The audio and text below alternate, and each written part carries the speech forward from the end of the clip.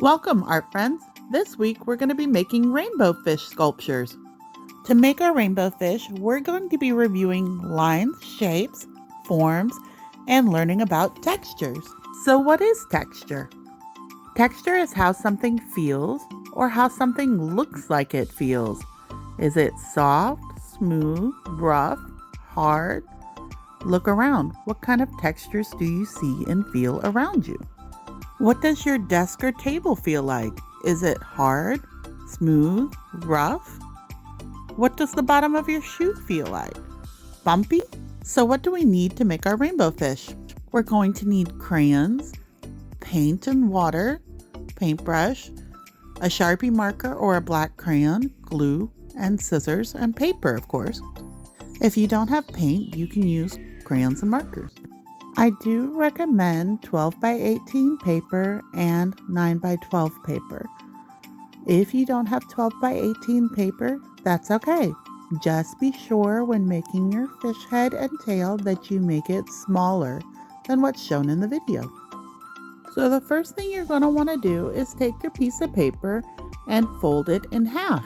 Once you've folded your paper, open it back up, and you are going to use a black Sharpie or black crayon to draw a curved line from the edge of our paper towards the center to make our fish head. Our fish head can either have a pointy nose like mine does, or you can make it smooth and curvy. It's up to you.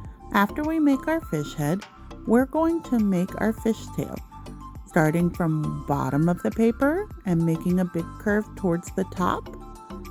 And then we're going to make a bigger curve around to make the other side of the tail.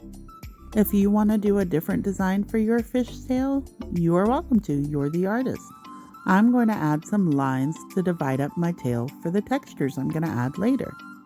You need to add some lines to divide up your tail as well.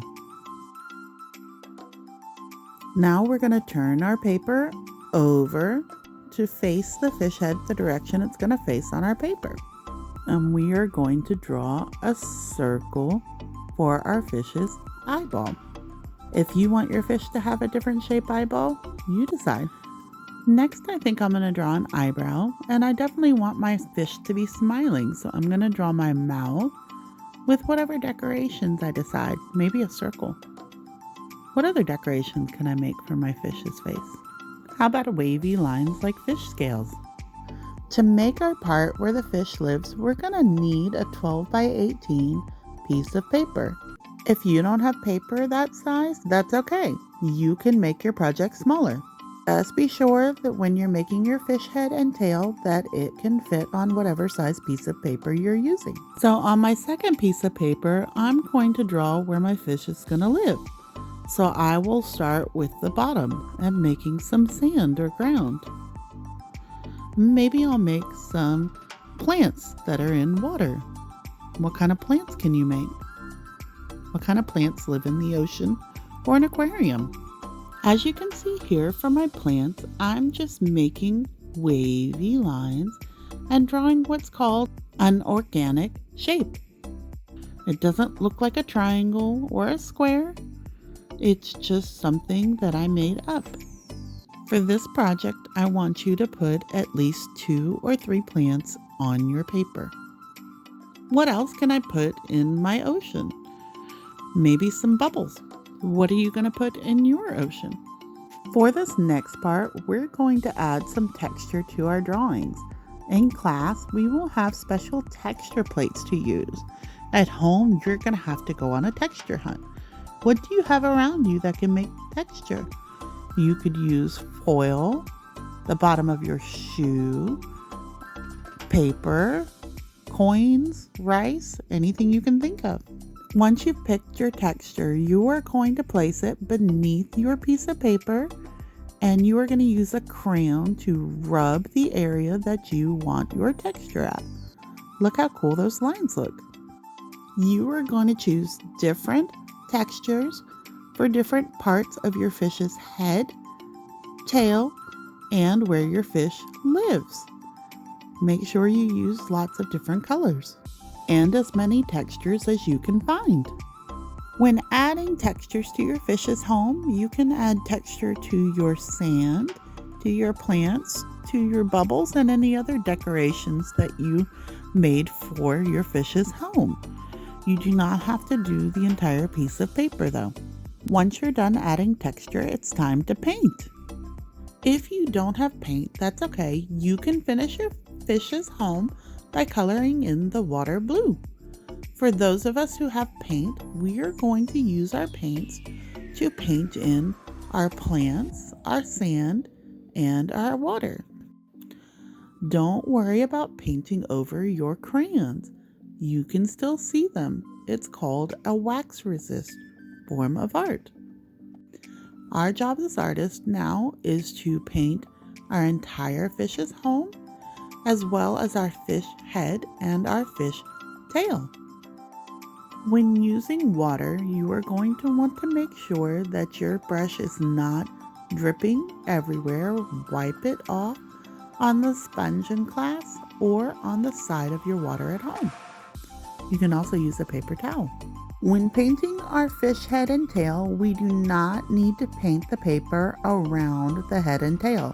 We are going to be cutting that paper next class. Be sure to use different colors on your tail to make it more interesting. One rule when painting our fish, do not use any blue paint. Since our water is blue, we don't want our fish to disappear. Next, we will be cutting out our fish tail and head. You want to make sure your thumb is in the small hole and your fingers are in the big hole when cutting using your scissors. You're going to want to open those scissors wide and go chomp, chomp, chomp. Be sure your fingers are not in front of the scissor blades. You don't want to accidentally cut yourself. It's okay if you don't cut exactly on the line and leave a little bit of white space. Just be very careful to use your hand not holding the scissors to move your paper around. Once you're done cutting, you're going to need to place your fish head and tail where you plan to glue it on the paper. And be sure when gluing not to use a lot. You can tickle your fish, tickle, tickle, tickle, but it's just a dot, not a lot. And squish your fish where it goes on the paper. For the students at home, you're going to need to fold a piece of paper into 8 pieces like we did when we were making our roller coasters. And cut the paper into 8 strips. You may not need all 8 strips, but go ahead and cut them out in case you make a mistake. It looks like I only need 5 or 6 strips to finish my artwork.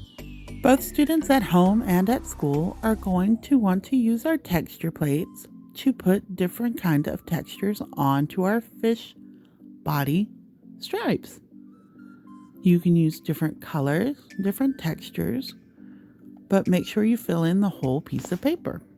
For the last part of our project, we need to make our strips of paper stand up. Remember when we made feet for our roller coaster? You bend the edge, one, then another. How many feet do we need? How many feet do we have? 2.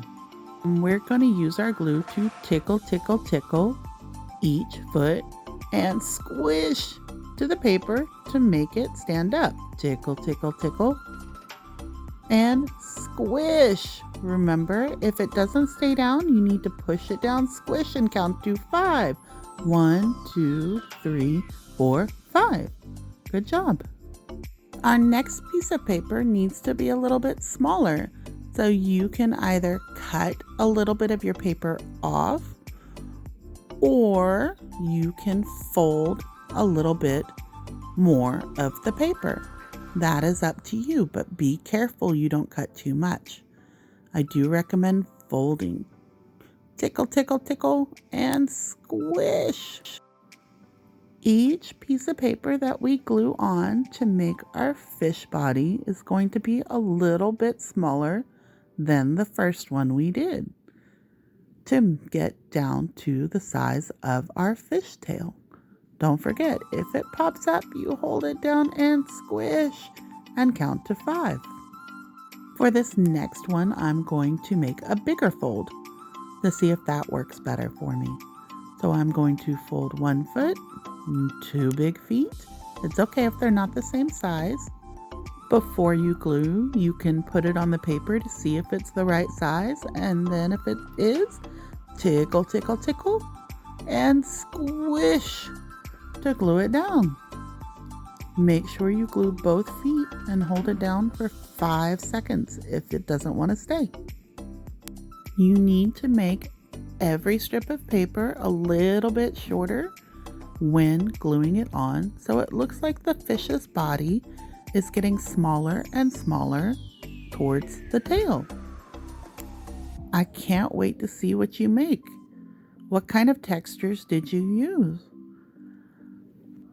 It looks like we're all done. I can't wait to see what you made. Bye for now.